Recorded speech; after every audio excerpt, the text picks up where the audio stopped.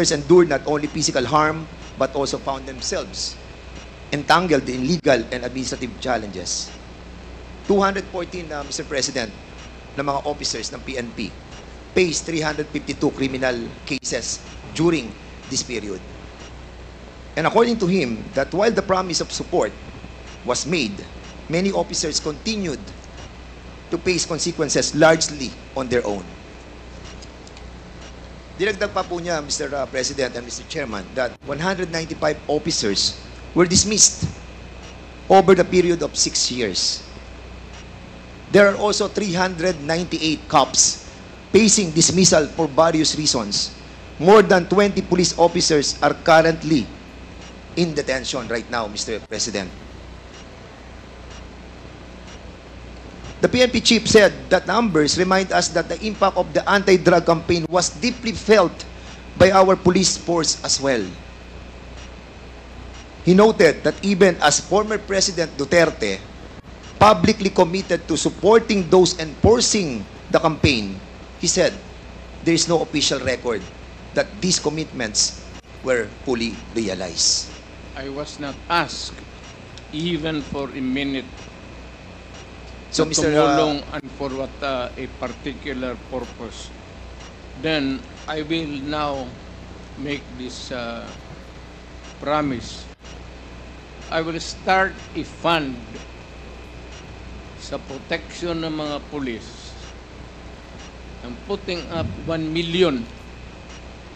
Paghahanap ako, meron akong 1 million. Hindi ako kung meron million lang, magbubula ako, sabihin ko wala.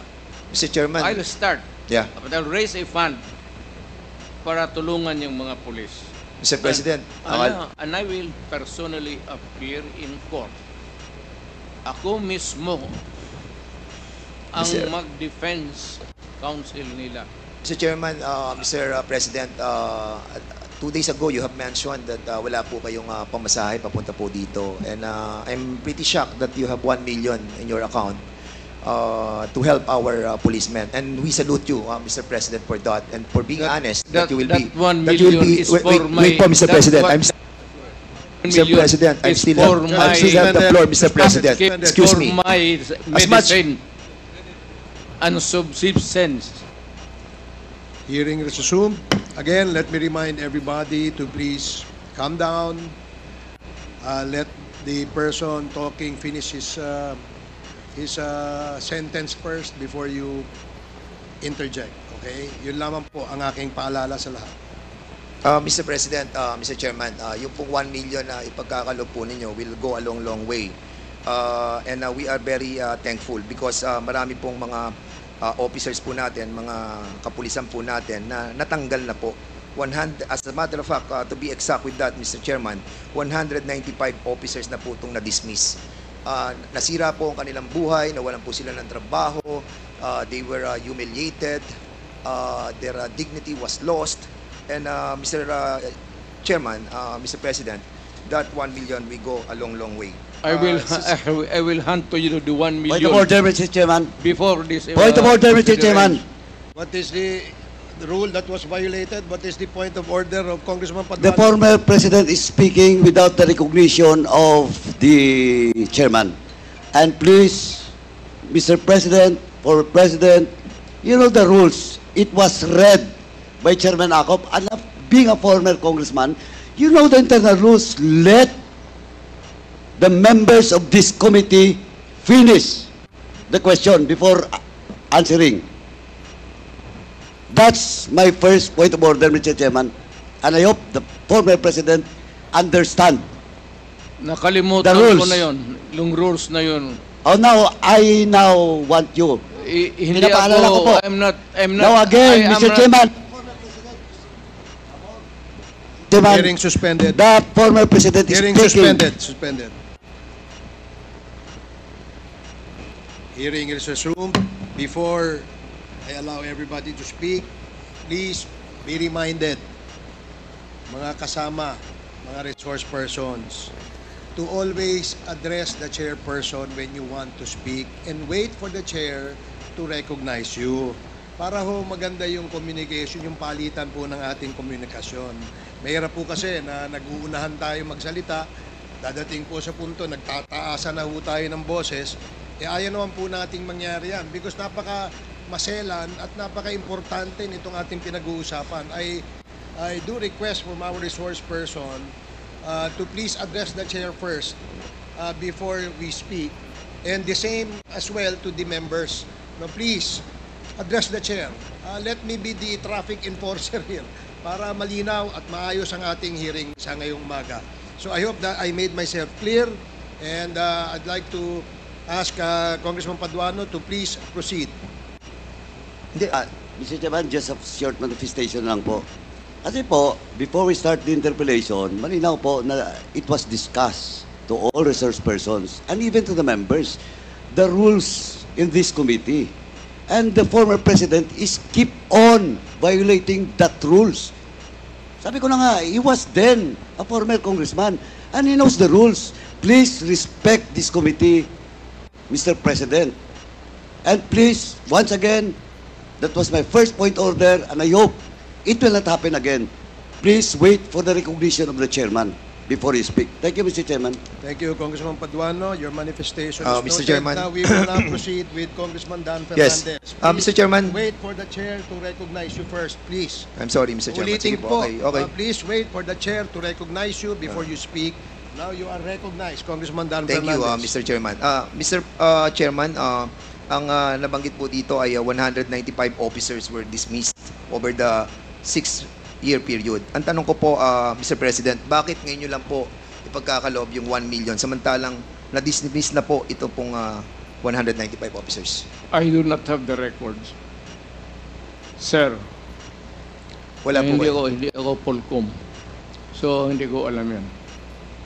But being the former president, sir, you have this I know that capacity. some policemen were dismissed. Because it was promised by you that you will, sabi niyo po ay sagot niyo silang lahat. But unfortunately, ito po nga po, nakita po natin, nagre-react na po ang PNP. And ang feeling po nila ay they were left alone, Well, Mr. President. if you're citing the records, then I would admit it. Na yun, totoo yan. Yes, I agree with that. Walang problema. Sinabi mo eh. Hindi, I agree with that, Mr. President. But my question is, bakit po natin silang napabayaang katulad po nito? Sagot niyo po sila. Pero 195 man na-dismissed, 398 cops facing dismissal, 1,286 dead, at yung iba po ay wounded. Were we able to help them, Mr. President? Well, alam mo, sir, if you work for a government, there are rules to be followed. It is not just because you are a policeman that you're always correct. It is not safe to say that you are a mayor that you are always correct, that you rule the city by your own. Maraming nagkakamali, and there must be a reason for their dismissal. There cannot be a dismissal without a lawful ground. Kung napaalis yan, sir, meron talagang kasalanan. Hindi mo pwedeng basta i-dismiss mo lang yung pulis. But Mr. President, you Pero ako, pro-police talaga ako. Yes. Pinoprotektahan ko talaga ang pulis. I understand, Mr. President. But you made the promise, Mr. President, that sagot nyo sila. Sagot ko. And yun po ang problema natin, Mr. President, Mr. Chairman, that after 6 years, ngayon lang po tayo magbibigay ng tulong para po sa kanila. Hindi. The record will show, Mr. President. Hindi mo, yan ang record. Hindi, walang record ng bigas, pati pera No, Mr. na President. binigay ko What sa I'm trying to pamilya say, nila. the record will show that wala pong tulong natanggap ang lahat ng ito. Hindi po ako nagsasalita nito, Mr. President. Ang nagsasalita po nito ay si Chief PNP Marbil. Alam mo si Marvin, you remind him, hindi nakalista yung mga bigas na binigay ko sa mga pamilya ng polis, pera, enrollment ng mga bata. Hindi nakalista dyan. You Mr. remind that Marvel to Mr. President, use your... ang binabanggit po natin dito ay tulong na legal. Huwag kang Doon sa- maniwala dyan kay Marvel. Wala. Okay, we will be... but, sige po, punta po tayo sa susunod, Mr. President. Mr. President, Mr. Chairman, I would like to show a video. And later I'll be asking the former President to answer some queries from this representation. Hindi. Sandali lang. Yes, I'm sir. not trying to be smart, Alec. I'm sorry if I'm overdoing. Hindi, it's okay po, Mr. President. No problem po. It's not really, hindi ko sinasadya yun. Opo. I respect I was once a member of Congress. Medyo emotional lang kasi ako basta sa crime na talagang galit ako sa kriminal. We Baka- understand that po, Mr. President. And thank you for that. Pakita lang po natin yung video, Mr. President.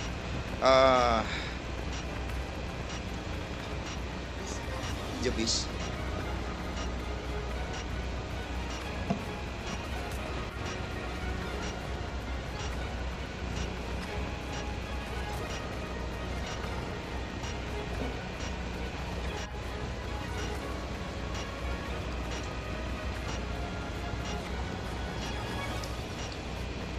Mr. President, noong August 23, 2016, wait. Noong August 23, 2016, doon po sa Committee on Human Rights and Committee on Justice, binanggit po dito yung reward system. At sinabi po ni former Chief PNP, Gerald Bato, tungkol doon po sa reward system. I want to show this video clip, Mr. Chairman, please. Alam ko po na nabanggit ng Pangulo na magkakaroon ng pabuya ang mga magbibigay ng leads tungkol doon sa mga huhuli natin dito sa droga. Alam ko na humihingi ang ating Office of the President ng mas mataas na budget. Nakausap ba kayo diretsyo ni Pangulong Duterte ukol sa pabuya kung ito nga ba'y 2 million sa bawat madadala ng ating mga kababayan na mga drug pushers? Kasama po ba ang mga pulis dito sa pabuya? Sir. Wala pong pili yan, Your Honor. Kung ang pulis ay involved sa droga at siya'y nahuli, yung informant po ay makakatanggap ng corresponding reward na in-offer ng Presidente. So nag-usap kayo ng ating Pangulo ukol dyan. Magkano po daw ang ibibigay sa bawat informant na magbibigay ng pangalan ng isang pusher? Meron kasi siyang ibang, kasi busy na ako masyado sa aking trabaho, Your Honor. Sabi niya, meron siyang assistant na magti-take charge diyan sa pagdi-distribute. Basta ang last na nasabi niya sa akin is 5 million yung drug load talaga. Yung malalaking drug load, 5 million yung bibigay niya. So depende dun sa kanilang anatomy kung saan Kung yung mas nasa mataas. taas, mas mataas. Pag sa baba, mababa. Ang gusto ko malaman, yung pulis mismo, sa sibilyan, maaari yung 5 million.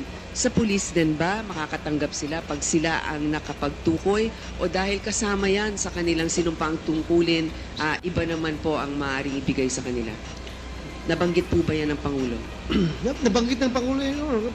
Kahit na pulis, kasama doon na makakatanggap sa pera na i-offer niya. Pero sa amin naman, internal, meron kaming ibang reward system, di ba? Meron kaming, bibigyan kami ng awards. Or kung talagang meritorious, pwedeng meritoriously promoted yung tao, mapopromote. Meron po kami sariling sistema. So sa dami ng mga hinuli, meron na bang nakatanggap ngayon ng pabuya? I presume, meron na, Your Honor. Hindi ko lang po inaalam dahil hindi ko nakikialam dahil money matters yan. O sige po. Direkta na kayo kung saan kayo pwede mag-claim. Hindi po ako, hindi dumadaan sa akin. Siguro maganda din na anong tanggapan sa ating gobyerno ang nagdi-disperse niyan? OP? Tanungin ko po si Presidente, Your Honor. Siguro pwede tayo makahingi niyan. Kung meron ng nabigyan, siguro kung ito'y makakasama sa kanyang kaligtasan, maaari namang executive lang ito, hindi na natin i-release. Meron pong gustong Mr. Chairman, Mr. President, will you confirm that the Office of the President tumingi po ng mataas na budget para po sa reward system? Sir, can you kindly use the mic, please? Will you kindly use the mic, please? But that's correct. So, You have to spend money for operations, for intelligence. Alam mo, sir, if I may be allowed to explain. Ang isang pulis, at magtanong ka dito after this proceeding, magpunta ka ng anong istasyon, ang pulis, hanggang sweldo lang yan, pati equipments, office materials. Pero sabihin mo yung pulis na may sariling fund for an operation day-to-day to follow up cases sa mga criminals, wala, sir. Magtawag ka ng isang pulis dito ngayon. Magtanong ka, pagkatapos dito. Yan po ba, So, Mr. President? kailangan, Go ahead, sir. Yeah, Go ahead, yeah. sir. No, go ahead, sir. kailangan punduhan mo talaga ang pulis. Lalo na if there is a serious crime, kidnapping, ikaw talaga ang pipinance niyan. Walang pera ang pulis na mag-follow up kung saan dinala yung victim, kung they have to spend money or else you end up with nothing.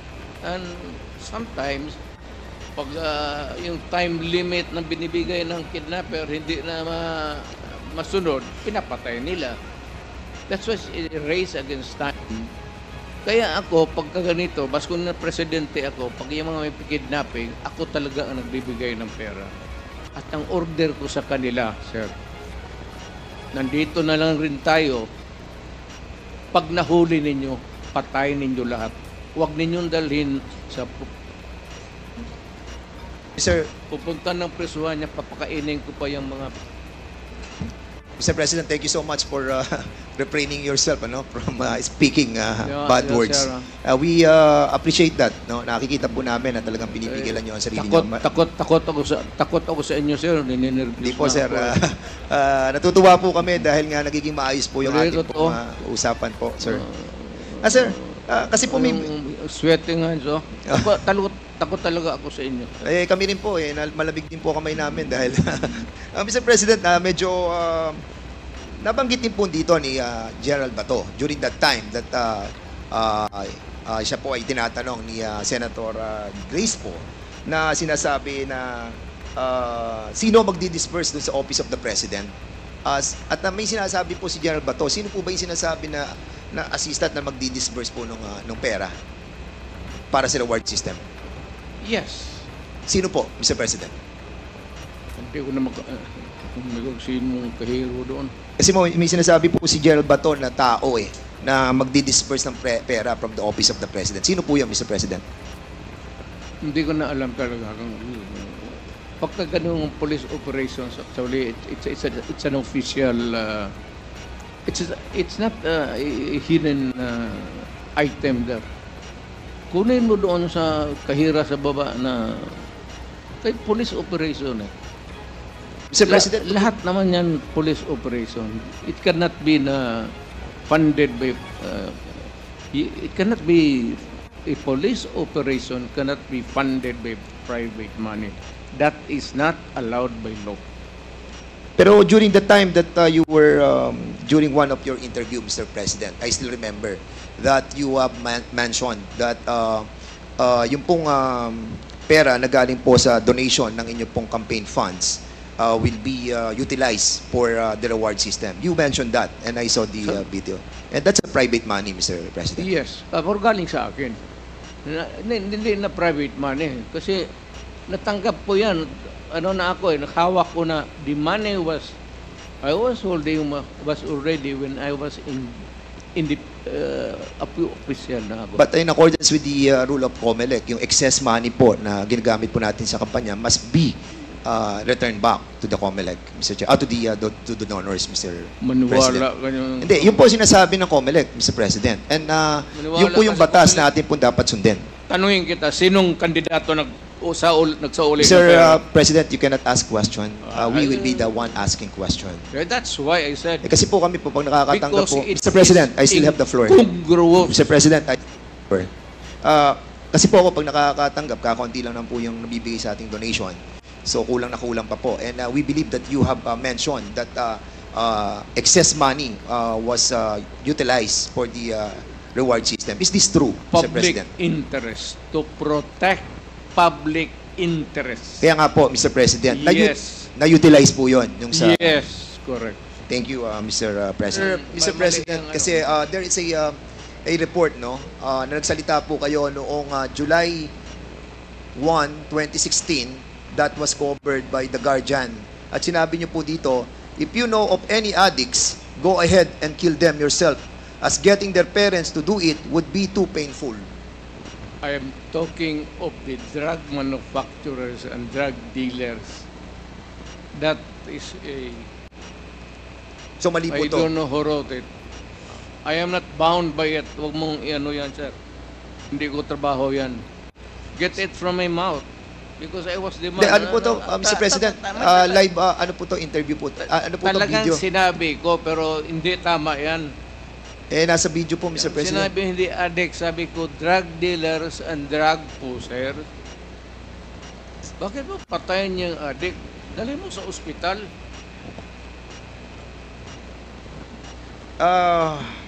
It's common sense.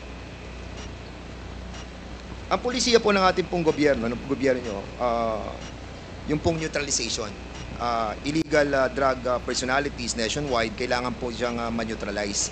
And as a matter of fact, ito po ay issued ng Memorandum Circular Number 16-2016. And according to General Gamboa, when I heard it in the Senate, sabi niya confidential po to. At nakakaalam lamang po ay yung mga commander. As a matter of fact, yun po sinabi niyo, commander, yung mga chief of PNP ng DDS. Bakit po siya naging confidential, Mr. President? Again, sir, what's the question? Bakit po kaya naging confidential yung pong utos na negation and neutralization of all those personalities sa illegal drugs? Standard yan, sir.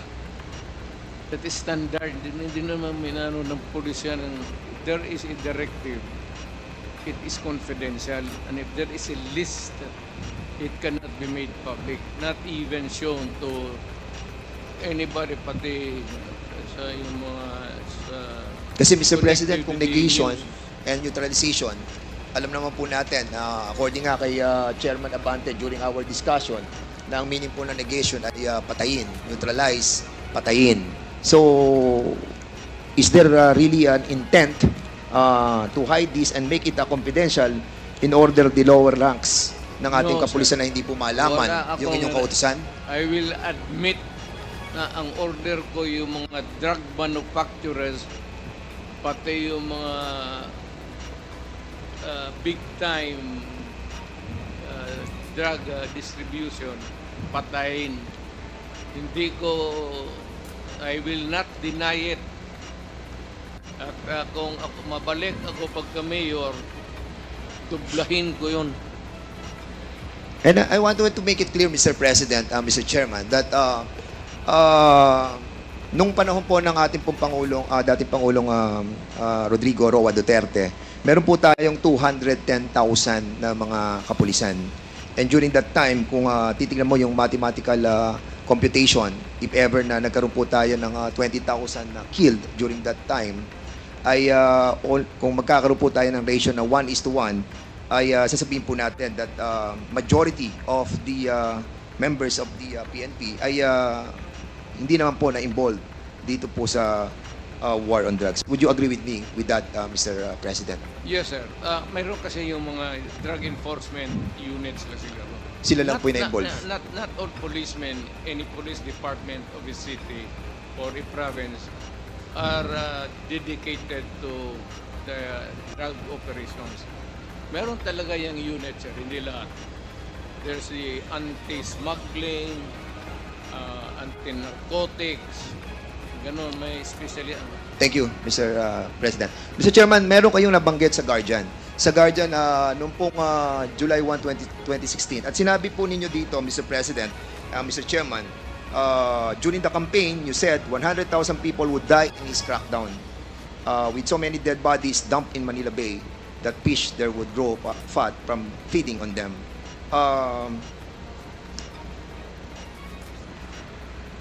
And out of that 100,000 that you have mentioned, ang reported lamang po na namatay is reported na namatay ay almost 20,000 to 30,000. So Were you Kulang. disappointed on this, Mr. Kulang. Kulang? Kulang. Were you disappointed that it's only 20,000 to 30,000? Sir, kung pabalikin mo ako sana pagka-presidente, I will make up for the yung kulang na ano. Kawawa naman po yung mga pamilya, Mr. Well, Mr. President. Actually, marami po mga look, napatay sir, na hindi po nabibigyan ng hustisya, and I think this is Thi- not a laughing matter, Mr. this is Chairman. This is my message, sir. Yes. Pagka pumasok ka sa droga, pumasok sa krimen, iyo yan. But- iyo yan. Yes, but Mr. President, you manifested. Yes. And they heard me say that do not do it because I will kill you. Yeah, but you manifested a while. Narinig nila Yes, yan, Mr. sir. I understand po. You manifested a while ago that those that were killed during the war on drugs were not all addicts and high-value targets. Iyan ang Kaya hindi po nagmamatch yung... that would be a matter of mathematical ano, sir. Hindi lahat talaga tama ka. Okay. It could not be na lahat durugista or even Yan. Merong pronouncement sa Philippine Daily Inquirer written by Marlon Ramos, Robert Dehon, noong October 14, 2016. And De Lima called mother of all drug lords. Nakasulat po to at binabanggit po. Naniniwala po ba kayo that si Secretary De Lima ang mother of all drug lords? who said it, sir? According sa report ay mga tao po natin sa Malacanang ay Sino, si sir? Director Ruel Lasala and Reynaldo Esmeralda, former NBI officer in charge ng Department of I Justice. would like to congratulate them for making this statement. Secretary De Lima, would you agree with the statement of the former president that you are the mother of all drug lords?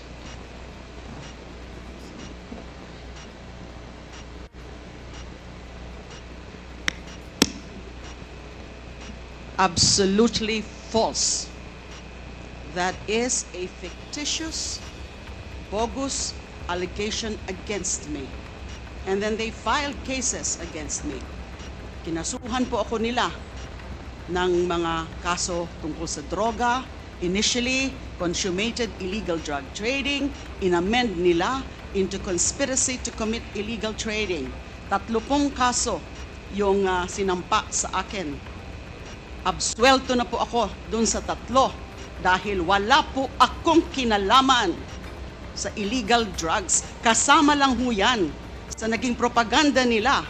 Kasama lang ho yan dun sa mga para meron silang isang figure, a prominent figure, at si Senador De Lima ho yun noon, noong 2016, na doon ang magiging atensyon ng bansa, atensyon ng mundo, na itong babaeng ito ay the mother of all drug lords, the believed drug trade queen. Ano pong nangyari dun sa mga nag-akusa sa akin, yung mga believed convicts, mga nung una, yun ang mga sabi nila, kung ano mga sinabi nila na nag-raise funds ako. Pero kinalaunan, binabawi ho nila yung kanilang mga akusasyon against me. I was cleared of all 3 drug cases. I underwent the whole process. Dumaan po ako sa buong proseso kahit mahirap, masakit para sa akin. Kinulong ako ng almost 7 years na hindi na po nila yan mababalikan dahil sa pagkagalit nung pinaka-mastermind nung pag-persecute sa akin na inimplement nung kanyang Secretary of Justice, si Vitaliano Aguirre. At meron pang mga ibang handlers na siyang mga kumausap dun sa mga nagtestigo against me. So that is absolutely false. That is a slanderous accusation against me. Thank you po. Mr. Chairman, Mr. President.